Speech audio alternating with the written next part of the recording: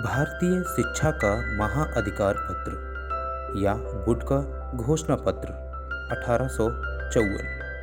Sir Charles Wood ने अंग्रेजी शिक्षा का प्रचार और महिलाओं की शिक्षा पर जोर देने के लिए सन 1854 ईस्वी में तत्काल गवर्नर जनरल लॉर्ड डलहौजी को एक पत्र लिखा, जिसे वुड का घोषणा पत्र कहा जाता है।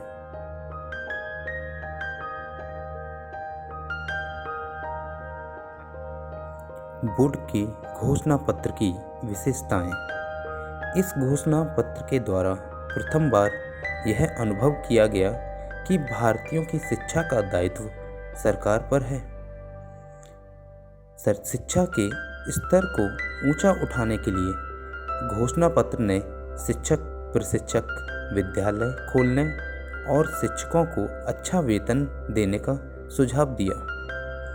शिक्षा में छिनाई के सिद्धांत को अस्वीकार किया गया और जन शिक्षा के प्रसार पर बल दिया गया। इस घोषणा पत्र के द्वारा पहली बार संपूर्ण देश के लिए एक व्यापक शिक्षा योजना प्रस्तुत की गई, जिसमें प्राथमिक शिक्षा से लेकर विश्वविद्यालय तक की शिक्षा को स्थान दिया गया था। पांचवी विशेषता है कि शिक्षा प्राप्ति के लिए निर्धन छात्रों को छात्रवृत्ति देने की सिफारिश की गई। छठी विशेषता है भारतीय भाषाएं पुस्तकें जो भी हैं वो भारतीय भाषाओं में लिखवाने की व्यवस्था की गई।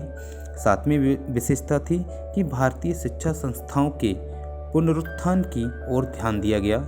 और जो अंतिम और आठवीं विशेषता है वो है कि अंग्रेजी भाषा के साथ साथ देसी भाषाओं को भी माध्यम के रूप में स्वीकार किया गया और पाठ्यक्रम में एक निश्चित स्थान दिया गया। वुड के घोषणा पत्र के प्रमुख दोष।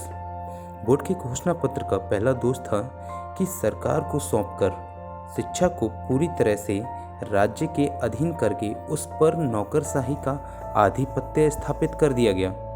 दूसरा दोष है भारतीय लोगों को इस उद्देश्य से शिक्षा देने से कि ब्रिटिश शासन को मजबूत बनाने में सरकार को सहयोग दे सकें, शिक्षा का व्यापक उद्देश्य नष्ट हो गया और लोग नौकरी पाने के लिए ही शिक्षा ग्रहण करने लगे। तीसरा दोष है भारतीयों को व्यावसायिक शिक्षा देने का उद्देश्य भारतीय को सरकार का स्वामी भक्त बनाना था। तो दोस्तों, ये वुड के घोषणा पत्र की प्रमुख विशेषताएं और दोष थे। वीडियो आपको कैसी लगी कमेंट के माध्यम से ज़रूर कमेंट के माध्यम से आपके दिए गए सुझावों का स्वागत रहेगा। Thank you.